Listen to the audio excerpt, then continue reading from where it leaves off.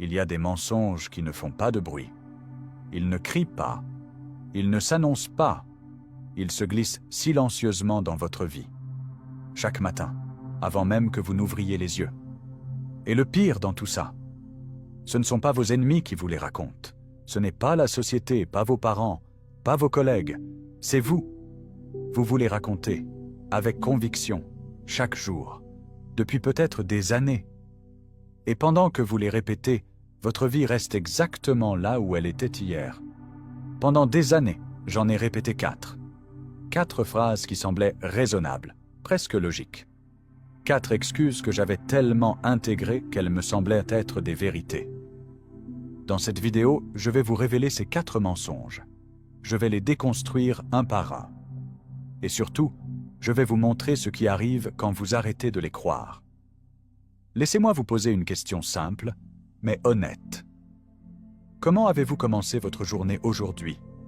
Pas comme vous l'auriez voulu, pas sur papier.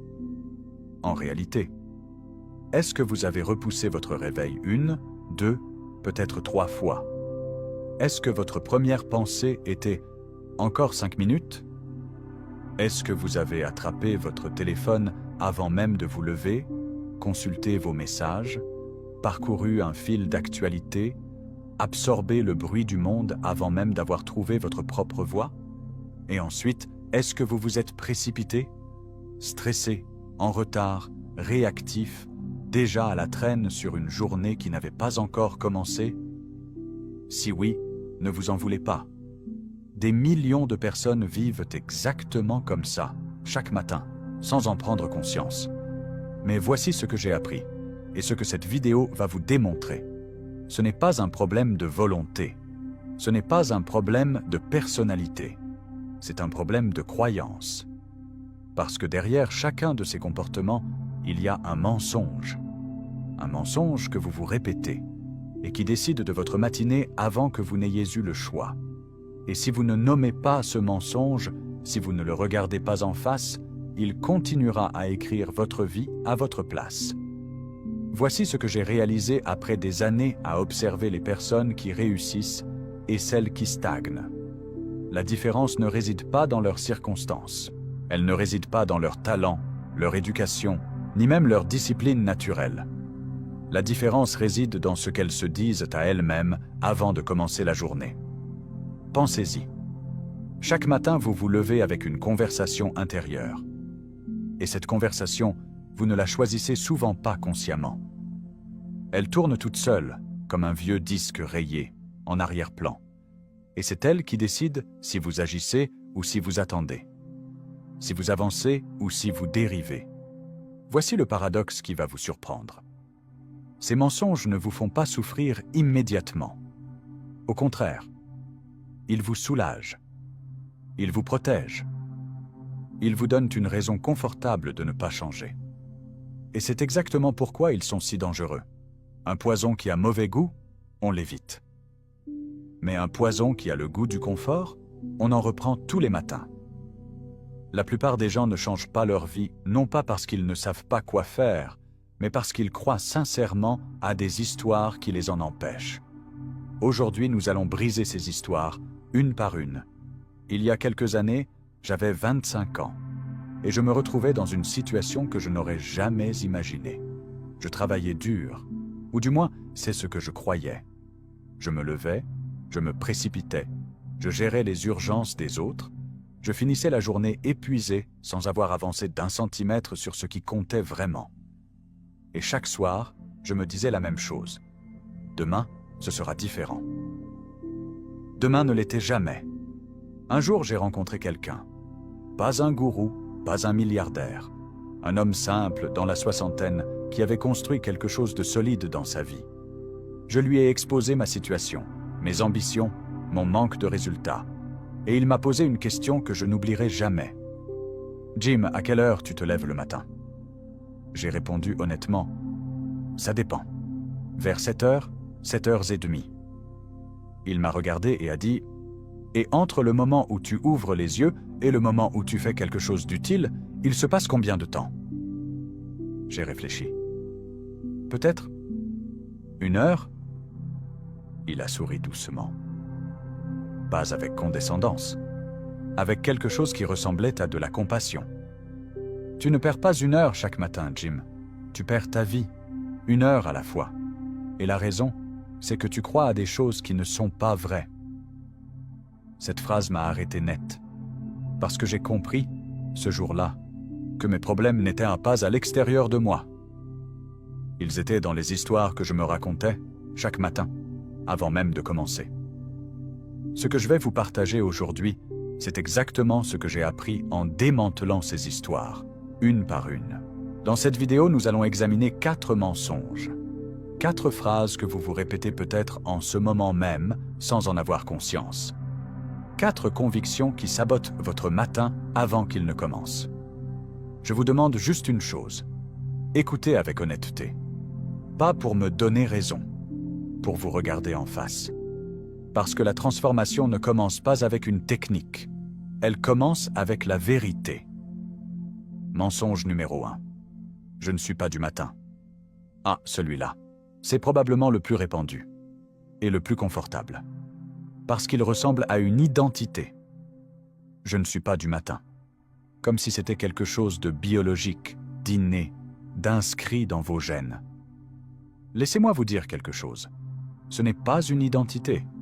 C'est une habitude déguisée en identité. Personne ne naît pas du matin. On le devient, à force de se coucher trop tard, de regarder un écran jusqu'à minuit, de n'avoir aucune raison convaincante de se lever. Le corps suit les habitudes qu'on lui impose. Et les habitudes, elles se changent. Mais voici l'astuce de ce mensonge. Il vous libère de toute responsabilité. Si vous n'êtes pas du matin, alors ce n'est pas votre faute si votre matinée est chaotique.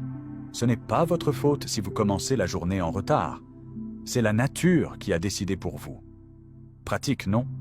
Sauf que pendant ce temps, votre vie n'avance pas.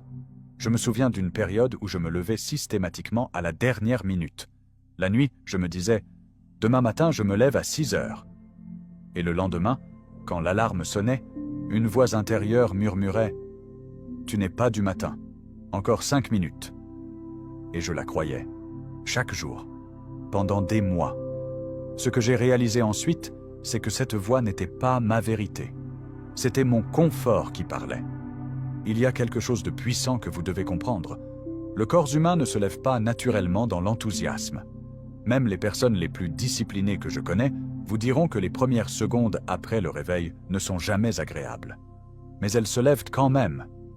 Pourquoi? Pas parce qu'elles sont du matin. Parce qu'elles ont une raison. Et c'est là le vrai problème. Pas votre chronotype. Pas votre biologie. Votre raison de vous lever. Lors d'un séminaire, une femme est venue me voir après ma présentation. La quarantaine, les yeux fatigués, l'air d'avoir porté quelque chose de lourd depuis longtemps. Elle m'a dit « J'ai essayé de me lever tôt des dizaines de fois. Ça ne marche jamais. Je ne suis vraiment pas du matin. » Je lui ai posé une question.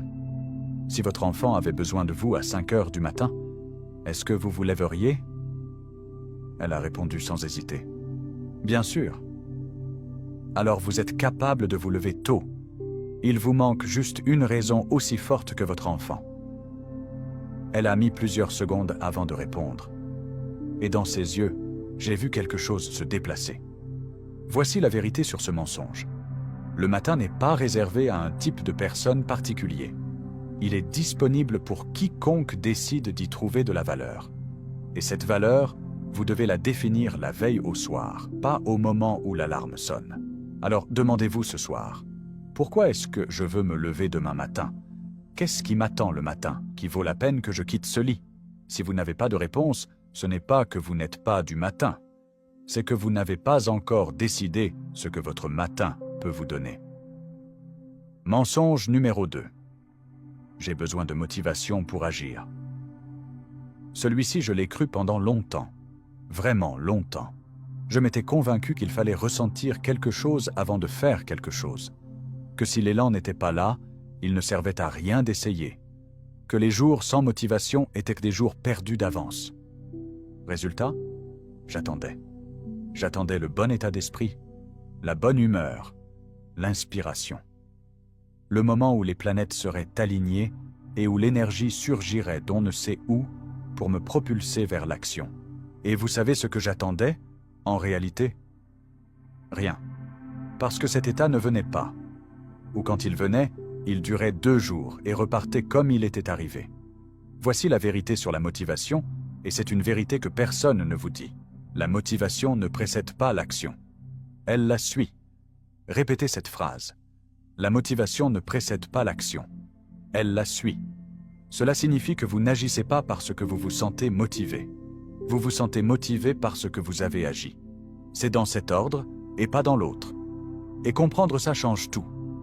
Pensez à la dernière fois où vous avez commencé quelque chose que vous remettiez à plus tard. Un appel difficile, un projet repoussé, une séance de sport évitée. Est-ce que vous aviez envie de le faire avant de commencer? Probablement pas. Mais une fois commencé, quelque chose s'est enclenché. Un élan, une légèreté. Et en terminant, vous vous êtes peut-être dit « Pourquoi j'avais attendu aussi longtemps ?» C'est le moteur qui démarre la voiture, pas l'inverse. Je me souviens d'un matin particulier. Je devais travailler sur un projet important depuis des semaines. Chaque matin, je regardais mon bureau et je me disais « Pas aujourd'hui, je ne suis pas en forme, je vais attendre d'être dans le bon état. » Et je passais la matinée à des tâches secondaires en me disant que demain, je serais prêt. Un jour, mon mentor m'a demandé comment avancer ce projet. J'ai répondu, embarrassé, « Je n'ai pas encore trouvé la bonne énergie pour m'y mettre. » Il m'a regardé avec cette expression calme qu'il avait toujours. Et il a dit, « Jim, l'énergie ne se trouve pas, elle se crée. Et elle ne se crée qu'en commençant. » Ce jour-là, j'ai ouvert ce projet sans attendre d'en avoir envie. Les 10 premières minutes étaient pénibles. Les 20 suivantes, supportables. Et à la fin de la matinée, je n'avais plus envie de m'arrêter. Je ne vous parle pas de magie, je vous parle de mécanique. Quand vous commencez une tâche, votre cerveau s'active. L'élan génère de l'énergie. Et l'énergie génère de la motivation. Mais ce cycle ne peut pas démarrer sans un premier pas. Et ce premier pas n'a pas besoin d'être grand. Il a besoin d'exister.